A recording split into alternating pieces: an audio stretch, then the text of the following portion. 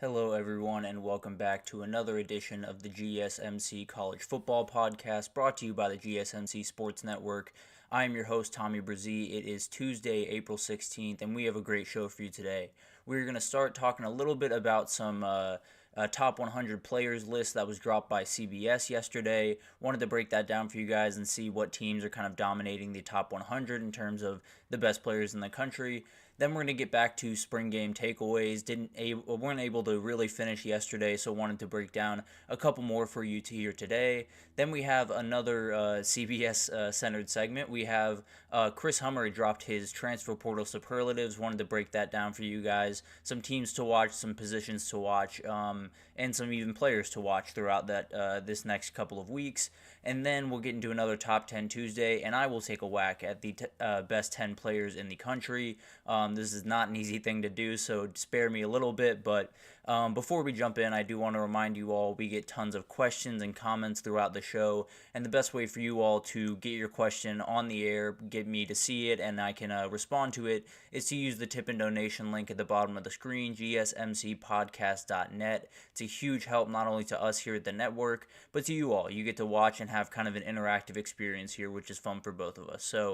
But let's jump right in. Let's talk about this top 100 list that came out from CBS yesterday. And it was Blake Brockermeyer that dropped it. If that last name sounds familiar, he is the father of Tommy and James Brockermeyer. James is currently set to be the starter at center for Bama, kind of beating out Parker Brailsford right now in that battle. And then Tommy Brockermeyer is heading into his second year at TCU after transferring over from Bama. Their father, Blake, is a remarkable college football player, was an All-American while he was there, and spent some time in the NFL. So obviously someone that knows football quite a bit, and he dropped his top 100 list. He does this quite a bit throughout the offseason, but his post-spring one is officially live, and it has some ers and ahs in there that I do not agree with. There's some that I totally agree with, to be totally honest with you, but just to give you an idea of what we're working with here. So he started it off with Travis Hunter, which is kind of hard to argue with, to be totally honest with you. I mean, when you look at that kid on both sides of the ball, he's one of the best players on both sides of the ball in the entire country. So it's pretty remarkable when that happens. He's obviously one of the best athletes in the country, so totally understand why he's his number one. He is not my number one, but you'll have to stay tuned to get my top 10. I'll kind of keep a little bit under wraps what I have so we can keep some intrigue going into the last day. But as you see here, Colorado does have two of the top four players in the entire country when you talk about Travis Hunter and Shedeur Sanders, according to Blake Brockermeyer, but they only have one more player in the entire top 100, which is BJ Green, an Arizona State transfer who's at 77. So this Colorado team has talent. There's no doubt about it. Those two guys lead the way, but they lead the way by a pretty comfortable margin, to be totally honest with you. And if you've been watching the transfer portal news the last couple of days, they've been losing guys pretty much left and right. So I'll break that down later in the week, I believe. Have a show probably at the end of the week, likely going into Colorado and kind of the situation happening right there right now. But for the time being, it really does look like it's Shedeur Sanders, Travis Hunter, and everyone else pretty much on that team. So not necessarily a way to win a conference title or to do the things that Dion definitely wants to do this year, but still plenty of talent between those two, and as long as they can keep those two clean, especially Shedeur Sanders, they might have a shot to make some noise. But you have James Pierce Jr. at number 2 in the country. I think that makes sense. He's an absolute force on the defensive side of the ball for Tennessee, a guy that broke onto the scene last year, but is only going to keep getting better. He can put on a little bit more weight. He can get a little bit more nuance with his pass rush, even though it's already pretty great, to be totally honest with you. But definitely an absolute force there and gives Tennessee a huge upside on that defensive side of the ball.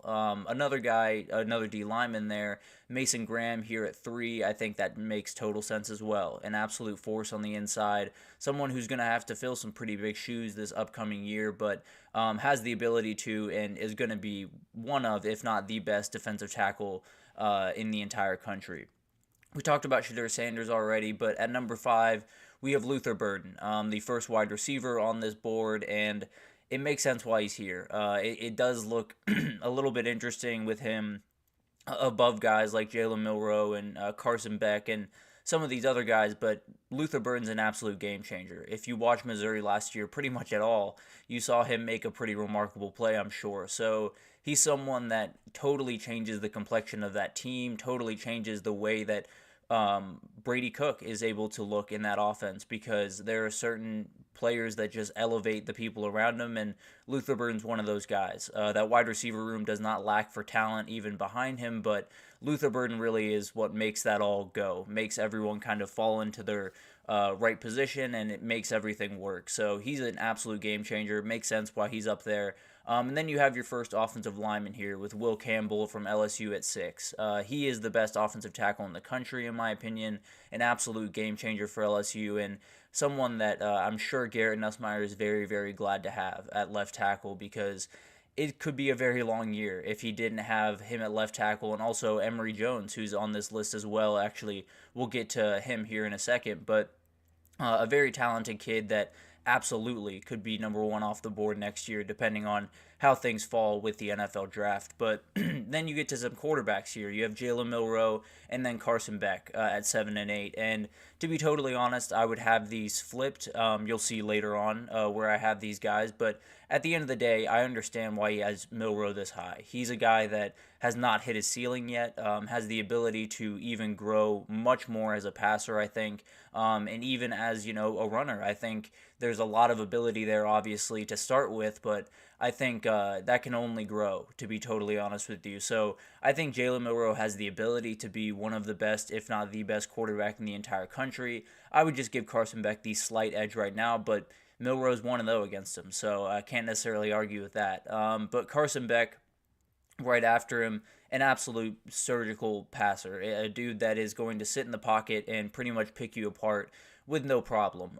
Totally understand why he's here. I think he's someone that is going to light the world on fire this year. I think a Heisman is maybe in the cards for him, so we'll see what happens there. And then he has Ollie Gordon at 9, which I was a little bit surprised about. I won't lie to you. I thought running backs would be a little bit further down the list, but Ollie Gordon was an absolute difference maker last year. He was the reason that Oklahoma State was as good as they were in a year where a lot of people tabbed them to be one of the worst teams in the entire Big 12. They made it to the Big 12 championship. Obviously didn't go their way in that game, but at the end of the day, Ollie Gordon not on that team, Oklahoma State's season looks a lot different. But then finally, they get to a player that Ollie Gordon faced off against in that Big 12 championship, in Kelvin Banks from Texas.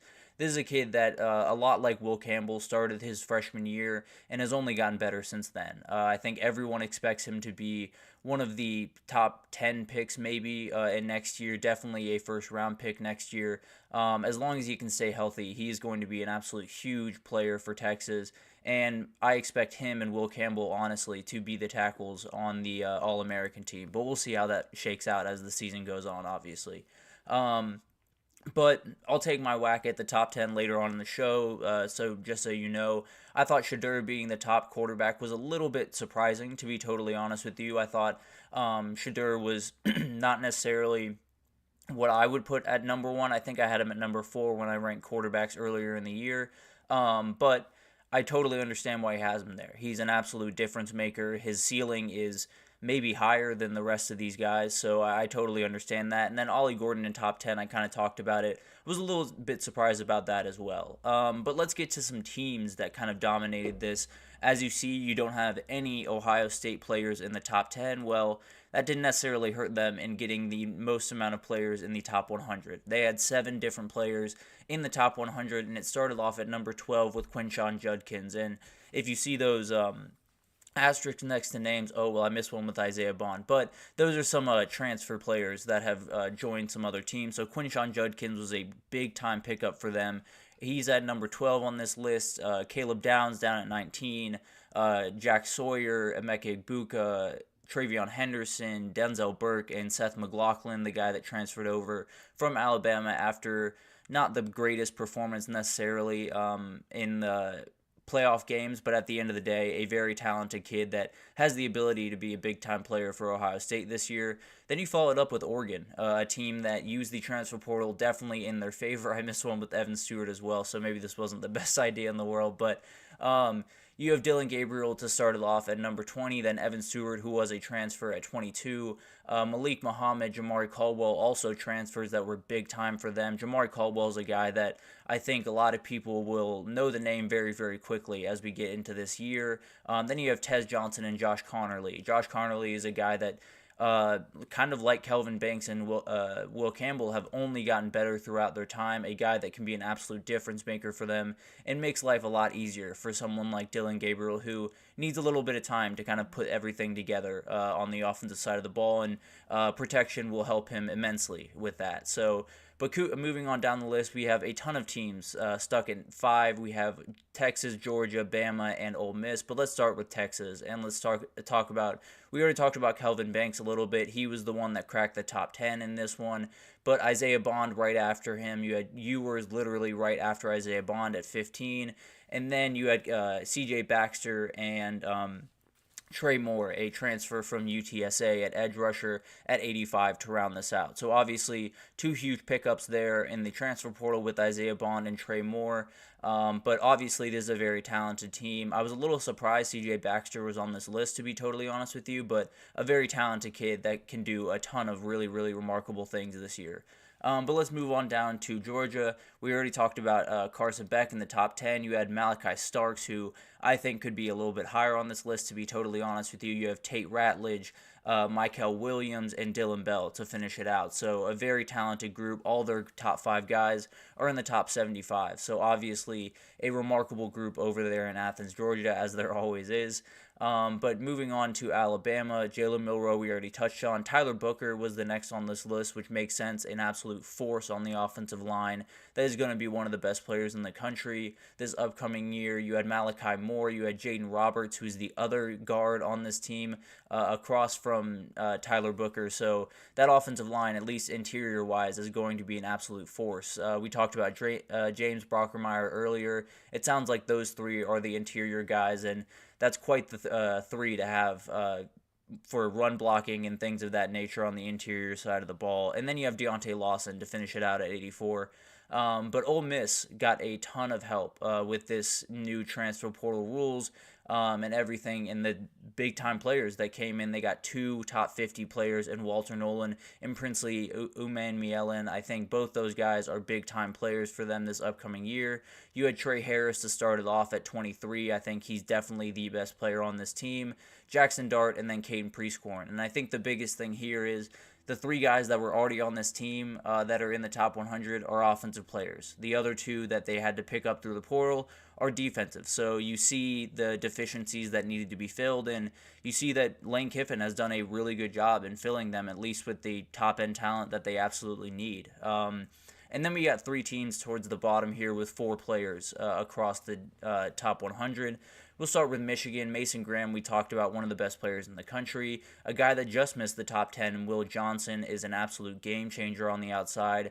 Colston Loveland is one of, if not the best tight end in the entire country. I think him and Mitchell Evans are really vying for that top spot next year in the draft. And then Kenneth Grant, a guy that is going to be right next to Mason Graham this upcoming year, and a duo that I think could be as dominant as the Texas duo Tavondre Sweat and Byron Murphy were last year. So would be an absolute huge boost for Michigan, especially on that defensive side of the ball, and would give their quarterback a little bit of time to get his footing at least while they hold teams to under 10 points probably the majority of the time. But let's finish it off with LSU and Miami. LSU, we talked about Will Campbell. He's a game changer. Harold Perkins was a little bit misused last year, to be totally honest, but is still very, very talented. He comes in at 16. You had Mason Taylor at 48, the tight end that is an absolute beast. And then Emory Jones, the other tackle on this team, at 61. So 2 incredibly talented tackles on this team, both in the top 100 for LSU. Gives Garrett Nussmeier a very good peace of mind as he heads into the season. And then Miami to finish it out. They started a little bit later in this list with Cam Ward coming in at 30, being their first guy. But Ruben Bain was very shortly after him at 33. I honestly think he could be even higher on this list as the season goes on. You had Xavier Restrepo at 62, and then Francis Mauanoa, the very talented tackle, at 98. So this is a very talented team in Miami. I think they've done a remarkably good job of building up that team since Mario Cristobal has gotten there, but it's time to start delivering, right? Coral Gables is definitely a place that they expect to be competing for trophies and be in the conversation for quite some time. So it'll be really interesting to see all that unfold and see what kind of happens as the season goes on for Miami in particular among these teams. But overall, this is a very, very interesting list. I think one of the things that really stood out to me as I kind of went through it was there are really talented players all over this country. We talked about Ricky White yesterday. He was on this list, the UNLV wide receiver that is going to get quite a few offers in this transfer portal window, if I had to imagine. And then you also had Torrey Horton Jr., from Colorado State, another wide receiver that's an absolute difference maker. So you see that while, probably the next 200 people on this list would have been, Power 5 type players, there are really talented players all over the country, guys that can get drafted in the next level and make big time differences for their franchises pretty much right away. So I think this is a group that obviously, there's so much energy put towards the SEC, the Big Ten, the big dogs of college football, but there's plenty of talent all over the country. And if you just, every couple of weekends, tune into UNLV or tune into Colorado State or tune into one of these smaller teams, you'll be pretty surprised by the amount of remarkable players that are on this team and the amount of players that won't play in the NFL that still look incredible on the field, because there are a lot of just remarkable players across the sport that just don't quite stack up to the insanity that we see every Saturday. But I think this is always a very fun talking point during the offseason. Always gives us something to get a little contentious over and get mad at each other over. But I'll do my best to give a top 10 later in the show. I think I did a pretty solid job, but I'm sure there will be people that totally disagree with me. But stay tuned for that later in the show. But we're going to take our first break here, and when we come back, we're going to talk a little bit more about spring games. We got into some of them yesterday, UGA, LSU, some others, but want to break down the rest of them for you. We have Penn State, Bama, Tennessee, Miami, and Utah coming up, so stick with us, and we will be right back with that. I feel like I'm losing my mind. Is everybody in the world blind? Please, Lord, give me a sign, a sign. I feel like I'm losing my mind. Is everybody in the world blind? Please, Lord, give me a sign, a sign. I wanna be the greatest. Everybody on the fake shit. I look around and feel like everybody is the fakest. I make this every day and I'm impatient, hoping one day I blow up from the basement. Statement, the top is so vacant. I don't hear shit that I think is amazing. Waiting for my day when I'm playing sold out shows where 1,000 faces. Hey, give me that crown, get in my way and to be put down. It ain't your place, all this my town. If I want that shit, then I'll get it right now. I'm losing it, the news it fits. I'm losing shit, a stupid myth. You choose to live or choose to dip. You choose to fight or lose your grip and lose a gift. I feel like I'm losing my mind. Is everybody in the world blind? Please, Lord, give me a sign, a sign. I feel like I'm losing my mind. Is everybody in the world blind? Alrighty, welcome back everyone. We just talked about the top 100 list that came out from CBS, as you can see on the bottom there, but we're going to jump into spring game takeaways now, and there is so much to get to. We're going to start in Penn State and kind of work our way through Bama, Tennessee, Miami, and then Utah to finish it off, so tons to get to. We might have one more of these segments throughout the week, but not exactly sure. Still kind of breaking down all the spring games and what was worth taking away from, what was not, kind of type of thing. But Penn State was a very interesting one. It all started with Keandre Lambert-Smith. We have seen him enter the portal since this game, but he was someone that was just not present, and a lot of Penn State fans expected him to be leading into this day, but The wide receiver group in general was not necessarily awe-inspiring in this game. I think Julian Fleming had a solid day, but not necessarily what you wanted. There was a ton of wind, so it was a relatively sloppy game throwing the ball with Drew Aller and these wide receivers. But at the end of the day, it's really hard to um, fault them for that too much because of the conditions that they were playing under. But obviously, you're going to have to play and win. So it's going to be interesting to see this Penn State team develop. No Nicholas Singleton or Katron Allen in this game, but Cam Wallace did play. He's the third string around there, and they love this kid.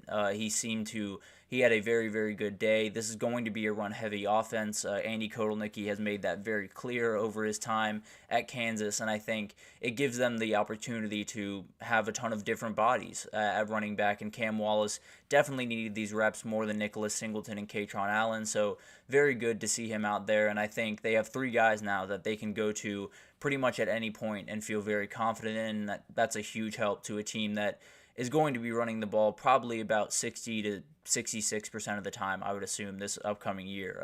The O-line looked solid for how many guys that they're losing and replacing through different measures. I think this O-line is still a lot up in the air for sure, but I think if you're going to see them this early on and they look that good, I think you feel pretty good as a Nittany Lions fan. And then the defense overall, it's going to be good. I'm not necessarily worried about that. They've been good since James Franklin has been there. He's recruited very well, and now they have Tom Allen in the door, and he's a fantastic defensive mind, a guy that can put together a lot more with a lot less. And he has one of the best players in the country in Abdul Carter, in my opinion. He moved to edge this offseason from the linebacker position, kind of taking over for Chop Robinson and Adisa Isaac, the two guys that were huge forces on that edge for Penn State last year. But Abdul Carter might be the best athlete of the three. And I know that sounds crazy with the athlete that Chop Robinson is, but Abdul Carter is an absolute difference maker, and giving him the ability to play edge, and then if you need to move him back to linebacker, you can. He has the ability to essentially do whatever he wants on the field, which is a luxury that not many people have, and I think he's going to be a total difference maker for this defense throughout the year. But I think this was a spring game that I think a lot of us didn't take too much from necessarily. I think we all know they need wide receiver help. That became even more apparent with Lambert Smith finding his way into the portal. But I think this overall, this team is exactly how I expected them to look. This defense is going to be dominant. This offense is going to be run heavy, and then Drew Aller's just kind of have to pick his moments. He was not necessarily great in this game by any means, but the wind really did hurt him and didn't necessarily give him much of a fighting shot. Also, some drops that were just really tough. So I think overall, this is a game that we won't really know a ton about Penn State until games really start. I think Drew Aller is the big question mark in all of this. He has not necessarily taken the massive leaps that Penn State fans were hoping for, but at the end of the day, the talent is there, the ability is there, so maybe it'll all open up in fall, who knows, but overall, this game, you kind of got what you expected for the most part. Cam Wallace was the one part of this that I thought was really interesting and definitely gives them a really good running back stable heading into this upcoming year. But let's move on to Tuscaloosa, Alabama, and talk about the Crimson Tide. The first spring game without Nick Saban at the helm had to be a little bit weird for Bama fans, but there were tons there, about 72,000 fans in attendance, so they were very excited for this game, obviously, to see the guys the first time under Kalen DeBoer. A lot on the table for sure, and a lot of criticism and a lot of compliments definitely were on the table this Saturday, but Jalen Milroe, I feel like, got a lot of compliments throughout the day. He made a ton of NFL-level throws that you didn't really see from him last year. He made a beautiful throw to Jeremy Bernard kind of across the field on a crossing route that I thought was just incredible. It was a throw that he doesn't make last year, to be totally honest with you. He either overshoots him or underthrows it and it gets picked or something happens, right? So him being able to make those throws is a total difference maker for this team going forward and gives this wide receiver group that might not be the most talented in the world they needed a quarterback that can, put the ball on them pretty much every time, and it looks like Jalen Milroe is slowly taking those steps towards making those plays. But the running backs were the people that kind of stole the show here. They combined for 4 touchdowns between Jamarian Miller, Richard Young, and Justice Haynes. Jamarian Miller was the MVP of the game, so he was the one that kind of stole the show. He was just incredible throughout the day. Richard Young had a very aggressive touchdown run later in the day, and Justice Haynes is Justice Haynes. He's the one that I have literally 0 questions about. I think he's going to be an absolute difference maker. It might be Jamarian Miller to start the year, to be totally honest with you, but Justice Haynes and Richard Young will get plenty of run. I think that's the ability of having 3 running backs that are among probably the top 30 or 40 in the entire country. You have the ability to rotate them in and out, keep this defense on its heels, and really just impose your will. So I think what we expected to see from Bama last year with running the ball a ton and kind of dominating people on the inside, I think we could very well see that this year with the guards they have and with these running back talent. It's just going to be a lot of run plays, a lot of aggression from that offense, I would assume, early and often, to be totally honest with you, even with Kalen DeBoer and Nick Sheridan being the ones kind of pulling the strings over there. But defense is going to be very interesting to watch over the next couple of weeks. I think that back end needs to be filled out a little bit more. The young players have been playing well. Xavier Brown, Jalen Makuba, I think both those guys have played really solid. But at the end of the day, you probably need a little bit more experience back there. You probably need a couple more, big-time players. So I expect them to be very active in the portal. I think they could be probably one of the most active teams in the portal in the entire country, which we'll actually get to here in the next segment. But I think overall, Bama is in a position where nothing is really off the table. Obviously, they have quarterback taken care of. They have linebackers. They have offensive linemen coming in, although they might need a right tackle to help out as well. So it'll be really interesting to see this team kind of develop. I think it'll be a slightly different starting 22 by this time in 2 weeks than it is right now. But at the end of the day, Bama right now looks pretty good, all things considered, and I think they'll only get better throughout the time. But one of the things that is still up in the air and should really worry Bama fans is that kicker position.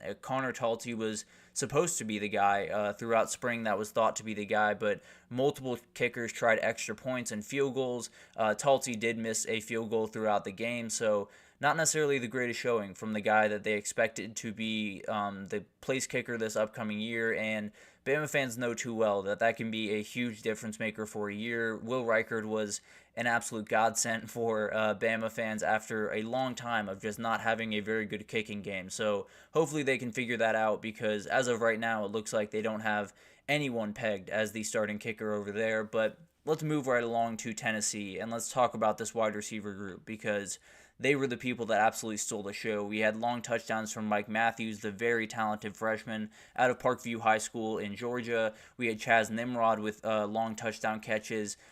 Jake Merklinger, the talented freshman quarterback, was someone that really looked good throughout this game. Definitely someone that Tennessee fans can be very excited for in the future. We'll have a couple of years to kind of learn the offense as Iamaliava goes through his time in Knoxville. But at the end of the day, this is a kid that is going to be very, very talented in the future and has the ability to keep that good quarterback rolling at Tennessee. Hopefully Nico can kind of set that off on the right foot this year. But Nico overall looked really solid. He had the touchdown to Chaz Nimrod, had a number of really, really good plays, but didn't necessarily light it up the way that Tennessee fans wanted, but was still very solid and answered a lot of the questions that people had. So I think he did plenty in this game. The defense was definitely disruptive up front. There were some O-line injuries, so not sure how much that kind of played a part in this, but the defense overall will be on the lookout for the right guys, especially on the back end of that defense. I feel like they have a good group there. I think they could definitely use a couple more guys just to make it more solid throughout this offseason. So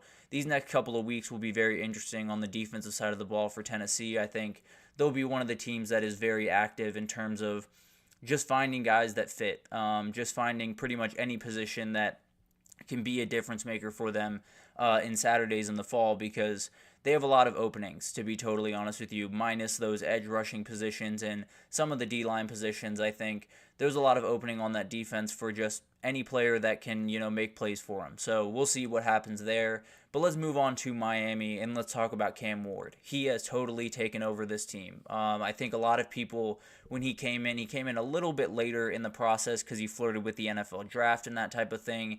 And excuse me, I think there was some question about his ability to, take the bull by the horns, be the leader of this team, but I don't think that's much of a question anymore. This is very obviously his team. He had a really, really good day, went 19 for 24, 324 yards, had at least one touchdown to Xavier Restrepo.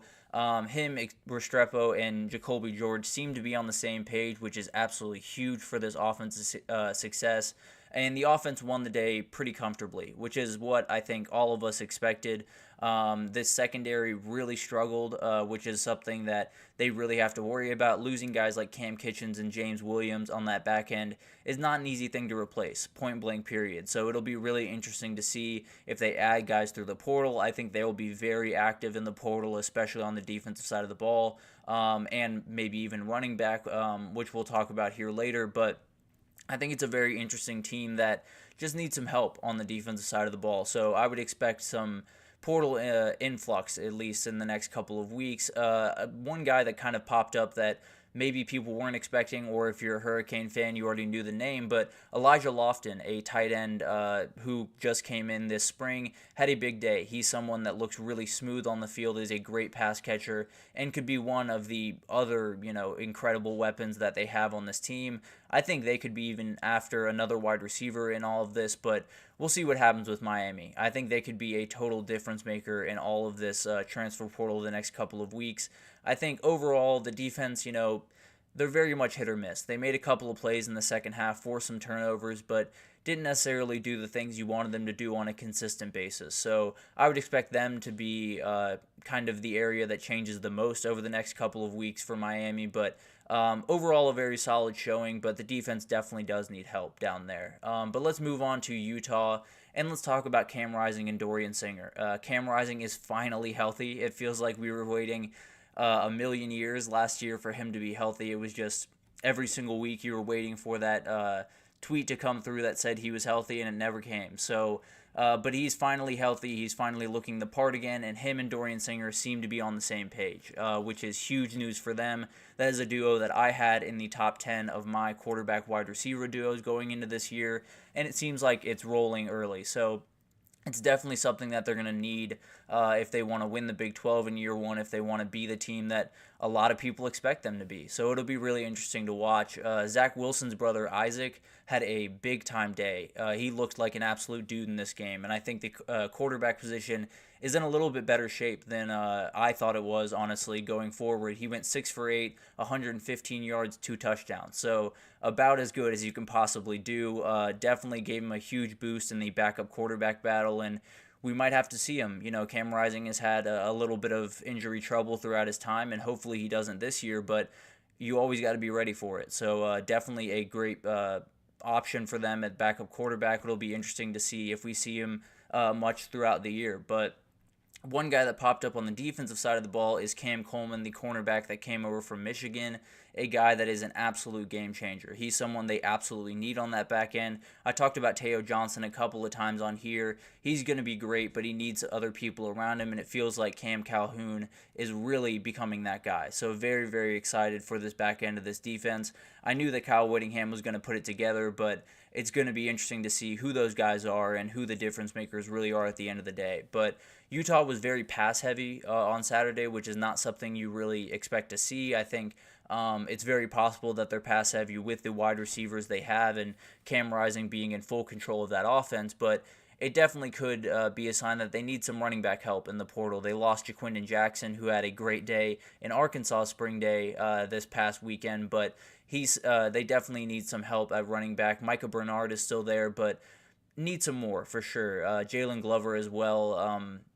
But I think that's a position definitely to watch for Utah as we kind of go in. There's going to be plenty of talented running backs, that's for sure. But I like this team a lot. They continue to improve with Cam Rising coming back. the floor was always going to be high, and the ceiling is going to be even higher. So very, very excited to see what this team can do. I think they're going to be in an absolute battle in the Big 12. I think them and Kansas State will really be vying for that top spot, but plenty of other teams right behind them. So Utah's kind of setting the pace right now, but plenty of teams will have plenty to say about that. But we're going to take our second break here, and when we come back, we're going to talk about Chris Hummer's transfer portal superlatives. He gave out some teams to watch, some positions to watch. Just want to break that down for you guys, and some players that have already kind of joined the conversation here, only a couple hours into the transfer portal era. But we will break that down right after this, so stick with us. Looking for your daily fix of sports talk without having to pay for it? GSMC Sports Network is available on YouTube. Just search GSMC Sports Network. Get your fix of daily sports talk shows on YouTube, absolutely free. NFL, college football, NBA, MLB, MMA, UFC, fantasy football, and so much more. GSMC Sports Network has shows running all day long, with new sports shows starting every 2 hours. Just like on your favorite cable sports channel, except GSMC Sports Network is absolutely free. Just search GSMC Sports Network on YouTube to catch one of your new favorite shows, like the GSMC College Football Podcast, Chip Shot Football Podcast, Hoops and Heels Women's Sports Podcast, GSMC Basketball Podcast, and so many more. Check it out for yourself. GSMC Sports Network, now available on YouTube absolutely free. Search GSMC Sports Network on YouTube right now.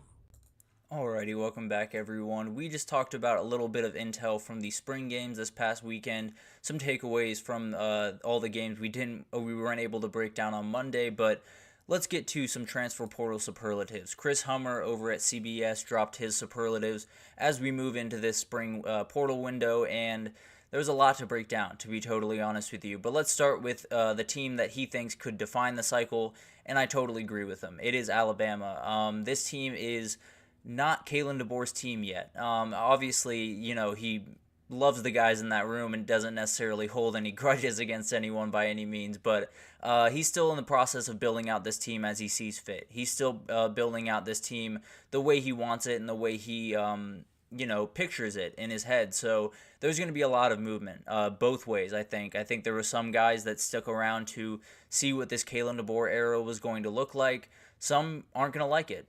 Some are going to leave because of depth chart issues. There's going to be a lot of stuff happening around Tuscaloosa, Alabama. They're going to go after cornerbacks and wide receivers. I think will be the main focus as they hunt for new players, but I think defensive tackle is a position to watch. They need an offensive tackle to help as well, with Caden Proctor probably coming back, maybe even a tight end. I think they could be just insanely active. So if the right player comes along, Bama will definitely at least touch base and see what the interest level is, and it could be a very different Bama team, to be totally honest with you, this time in a couple of weeks. But we'll see what happens. I think Bama is always going to be a team that defines pretty much any cycle, whether it's recruiting or transfer portal, but especially this one, I think they'll be very active, both players coming into the program and players walking out of it. But that'll be really interesting to watch. I think everyone knows that Bama's in kind of a transition period right now, and they will be over the next 2 weeks, that's for sure. But he got to the next one is a top 25 team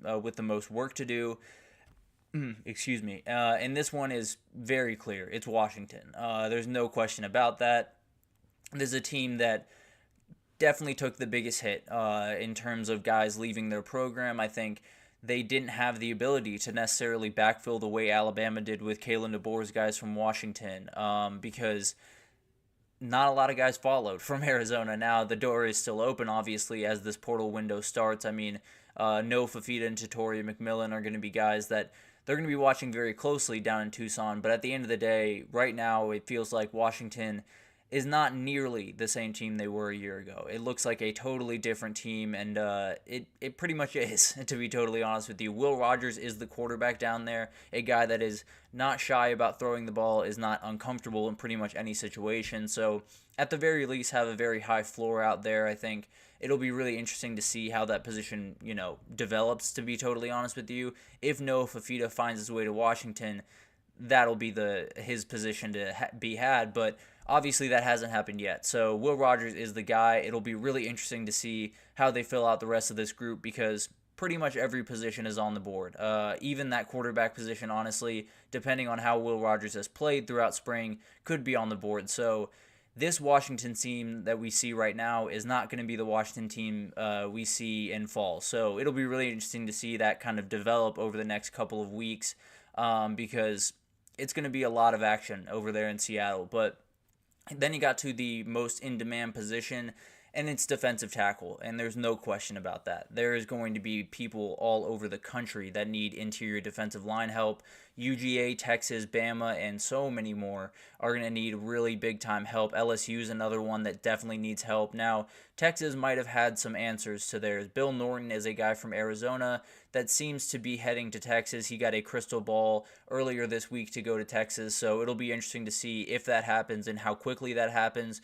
Jermaine Lowell from Louisville is another guy to watch. Anthony Dunn Jr. from Florida A&M was an absolute game changer in the SWAC last year, and I think he will be getting calls from plenty of big teams. Chaz Wallace has left Colorado, who was a D lineman that has tons of experience behind him, so there will be plenty of names, but overall, the supply will not meet the demand. There are so many teams that need help, and there are not enough guys, to be totally honest with you. So there will be some teams that are very happy they got the guy they did.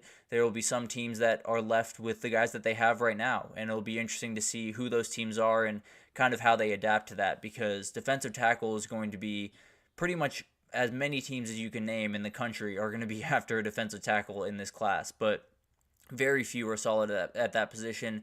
Pretty much Ohio State, Michigan, and not many else, to be totally honest with you. But and then we get to the least in-demand position, and quarterback is definitely the answer here. There's no doubt about that. I think there's not many open spots around the country. Northwestern is one that I think the starting quarterback position is still very much up for grabs, but overall, it's depth positions, at least if you want to go Power 5. So you have, I think UGA is going to add one more guy to that room. Not exactly sure where that's going to come from, but you have UCLA, Iowa, and Texas Tech. All could be looking for depth position as well, but also those starting positions aren't necessarily locked down by any means. So it'll be interesting to see if someone jumps in there and takes over the starting job at those three, but obviously UGA's is locked down. Northwestern's is wide open, and maybe there are a couple that are a little bit more open than we assume that they are right now. But one that might be open but doesn't seem like it is right now, to be totally honest with you, is Michigan.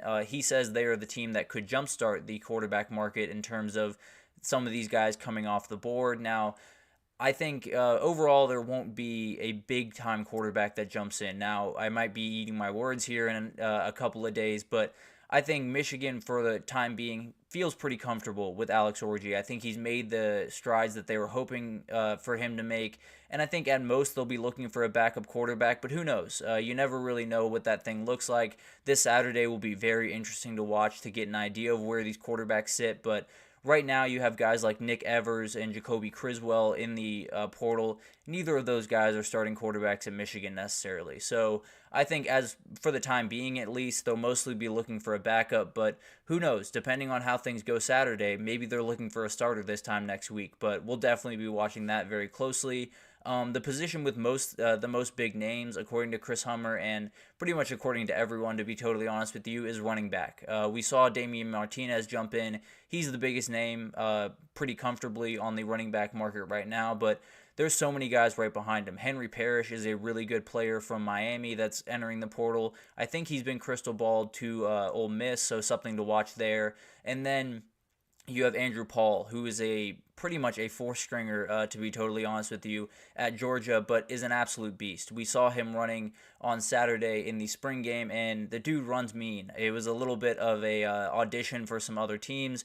Now, he cannot go in the SEC, which is something we'll get to here in a second, but definitely a guy that a lot of teams will be after, and there are some big-time teams that need some running back help, so it'll be interesting to watch that. I think overall there will be more guys to come, and we'll see that kind of build out over the next couple of weeks, but Miami is a team to watch that needs running back help. Ole Miss, we talked about. I think Henry Parrish was crystal balled there, but we'll definitely watch that as more guys go in, because I know Ole Miss is calling Damian Martinez for sure, and Miami the same. So it'll be interesting to see that develop and where all these guys fall, because there are a lot of really, really good running back names in the portal right now. The team that could potentially make a big splash, he has Miami. I might have leaned Ole Miss, although I think Miami is right there with them. I think they'll be very, very active in the cycle. I think Ole Miss will be very active because that's who Lane Kiffin is, right? But there's plenty of holes on this Miami defense, especially they have plenty of NIL to foot the bill for a lot of big-time players, so it'll be really interesting to see if Miami can maybe get one of the bigger players in this portal, because there are going to be a ton of guys that we do not expect to jump in that end up jumping in, and Miami will definitely be a very interesting prospect for a lot of those players. So, especially SEC players that cannot go in conference, which is the next superlative here. Conference that most upset with its own rules, the SEC. No SEC player can transfer in conference, so Andrew Paul cannot go to Ole Miss, which is something definitely to watch throughout this process. Obviously, SEC teams would love to keep SEC players. They definitely want to be going after the guys leaving Alabama, the guys leaving Georgia, whatever, what have you. But at the end of the day, they can't, at least in this portal cycle. So it'll be interesting to see kind of the strategy of some of these SEC teams. Maybe they're a little bit quieter than some people expect, just because the right players aren't necessarily on the table for them, but we'll see that develop, and it'll definitely be interesting to see, especially a team like Alabama, who needs to do a ton of work. We'll see kind of how they work that out. But teams doing spring cleaning was the next one, and he has everyone, and he is absolutely right. There are extra scholarship players on so many rosters right now. I know Texas had a couple heading into the spring that I think have been worked out by now, honestly, in the portal, but I think there's a ton more that have over the amount of scholarship players they're supposed to have. Right now it's at 85, so a lot of teams have 88, they have 90, they have whatever the number is, and you can't go into this season with that. So it'll be really interesting to see that kind of develop over the next couple of weeks. Some guys might be asked to leave. Some guys might find places to go play with depth chart issues or whatever. But it'll be really interesting to see kind of the roster management that goes on the next couple of weeks. But finally, he had a team that could surprise some people, and he had Mississippi State. This is an interesting one that, to be honest, I hadn't thought about a ton. Jeff Lebby is coming in there as their new head coach, and that offense is really fun to run. I won't lie to you. So I think there's going to be a ton of people looking at that as a really viable option, especially offensive talents out there. I think this offense, they're going to be throwing it a lot, so wide receivers, quarterbacks, I think they'll be all over the place with a ton of different positions, but especially on the offensive side of the ball, I think Jeff Lebby has an ability to pull in some guys that maybe some people don't expect. So Mississippi State will definitely be a team we'll keep an eye out on. Maybe they can build out, a team that can compete in the SEC this next year, which would be very interesting.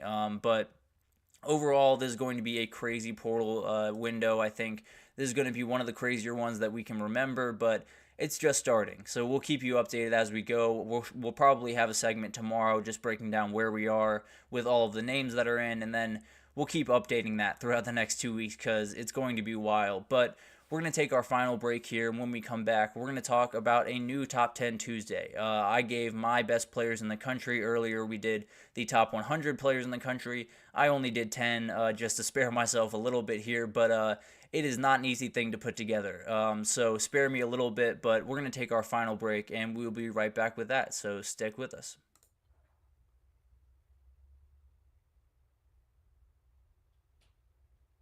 For the best and latest podcasts available anywhere, go to the podcast app on your cell phone and type in GSMC to access free content-rich podcasts on health and wellness, book reviews, sports, entertainment, relationships, social media, movies, technology, finance, and even weird news. Subscribe and download the GSMC Podcast Network's family of shows, available everywhere podcasts are found.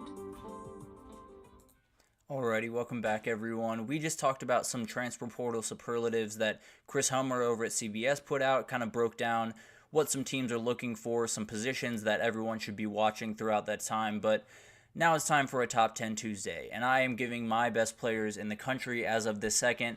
This is not an easy thing to put together, so spare me a little bit, but it'll be an interesting list, and I'm sure everyone will totally agree with me 100%. But this is the top 10 as I have it right now. To start it off, I do have Caleb Downs at number 1. Now, that might be a little bit of a projection into who I think he can be, but we saw it last year. A guy leading Alabama in tackles as a freshman is not something we see very often. He is an absolute difference maker.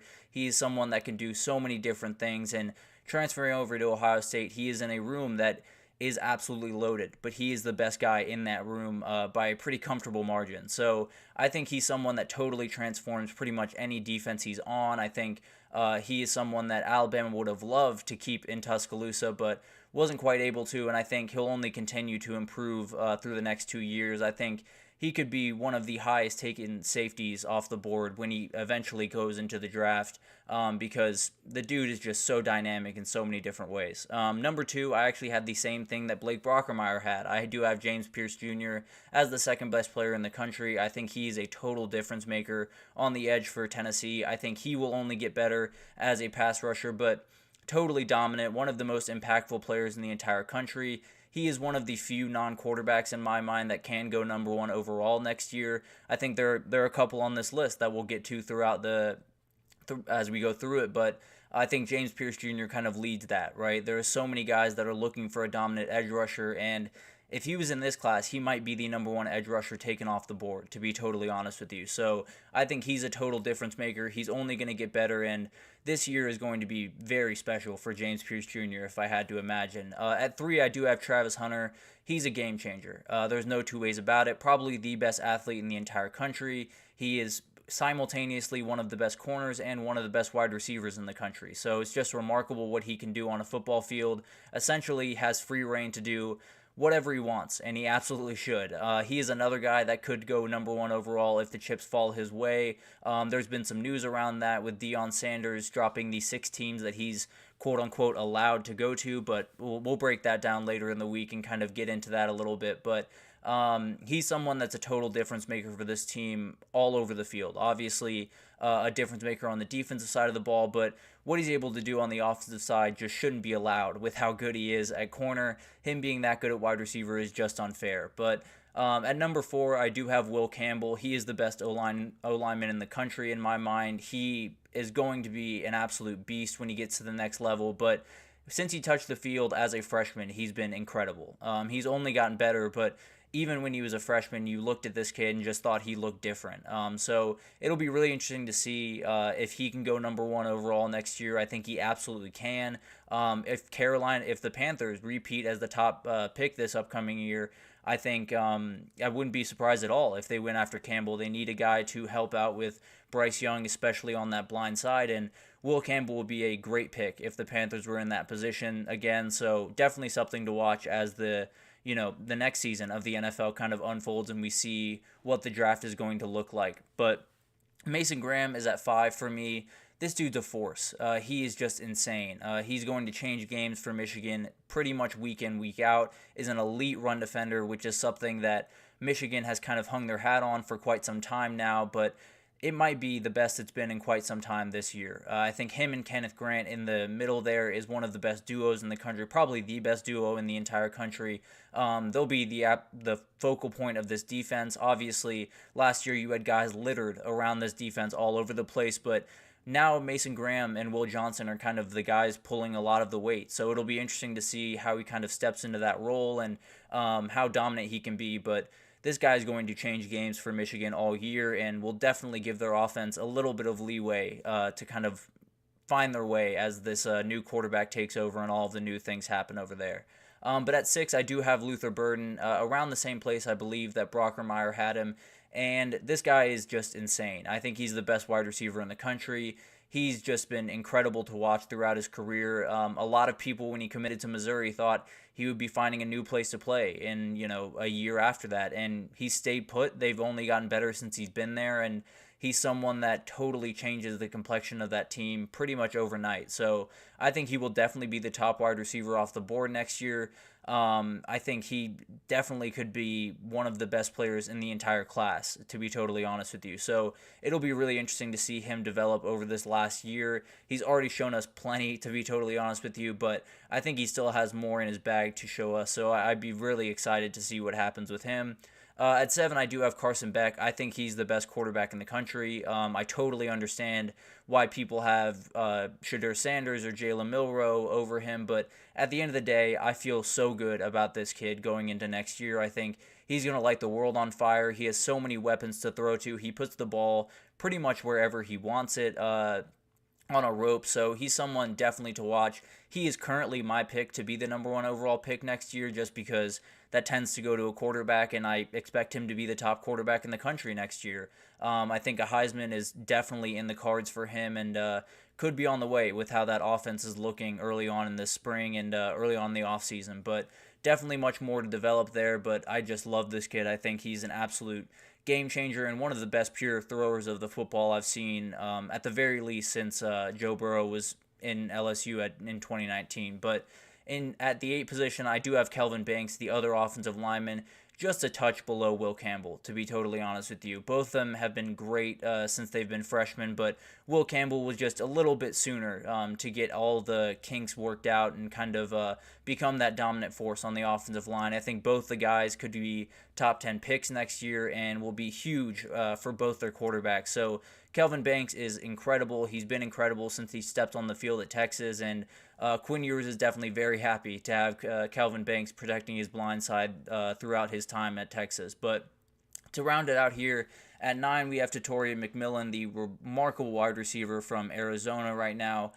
Just a touch below Luther Burden to me. They both do just incredible things, are incredibly built, do so many remarkable things on the football field. So you can line him up all over the field. He is going to be a matchup nightmare. And I think him and Noah Fafita being in lockstep is a huge win for him, because there's a world where he is the most productive wide receiver in the country, and then maybe the scales tip in his favor, because I think him and Luther Burden are really fighting for that top wide receiver spot, and the gap is not super wide, so it'll be really interesting to see what happens there throughout the season. And then to round it out, I have Abdul Carter. I think this dude is one of the best athletes in the country. I might only put him second to Travis Hunter, to be totally honest with you. The size and the speed is just insane. I think him coming off the edge is a great decision by this Penn State coaching staff. I think that adds a certain dynamic to their defense that they have had in the past necessarily, but they haven't quite, hit the massive potential, I suppose, that they could have. I think Chop Robinson was just remarkable. I think Abdul Carter could be even better, and be a guy that they just drafted as a defensive player next year, to be totally honest with you. Just draft him and let him just kind of play defense and do whatever he wants. So would be very interested to see how that kind of develops throughout the year. I think he's going to be a total difference maker for this Penn State team throughout the year, and it'll be really, really interesting to watch him kind of state his claim, I suppose, at edge rushing. Is he drafted as an edge rusher? Is he drafted as a linebacker? Is he just drafted as a dude? And you just kind of let him do his thing. We'll find out, but I think he definitely could be the top defender taken off the board next year, especially with the season I expect to have for him. But some honorable mentions here that could definitely give Abdul Carter a run for his money. Will Johnson, Harold Perkins, Malachi Starks, all remarkable defensive players that can do just insane things this upcoming year. And then I had Quinn Ewers just off the list as well. He, in my opinion, is the second best quarterback in the country and has the ability to kind of hit a new level this upcoming year. So I think all those guys, you could rank them pretty much any order you want. I'm sure there are plenty of people that do not agree with this list right here, but it's really tough to put together a top 10 player in the country list, especially in a year like this with so much talent littered across the country that it's really hard to sparse through it all and make sure that you have the right guys. But at the end of the day, I feel pretty good about my top 10. I think it's really hard to put together, but at the end of the day, having the guys that I have, I feel pretty secure in that. But definitely let me know what you think about that. Let me know what your top 10 is if you want to take a crack at it. But that will do it for this edition of the GSMC College Football Podcast presented by the GSMC Sports Network, Your support means a lot to us, so please remember to subscribe to the show, leave a positive review. It does make a huge difference for us. Also, follow us on Facebook, Twitter, TikTok, Instagram, all of the social pages for content and updates. We have so many people covering pretty much every sport you could think of, whether you're a baseball fan, football fan, a wrestling fan, it doesn't matter. So we have it all covered for you. We have a new women's sports podcast that is going to be launching here very soon, so definitely check that out when you have a chance. But thank you once again for listening, and I will see you guys tomorrow.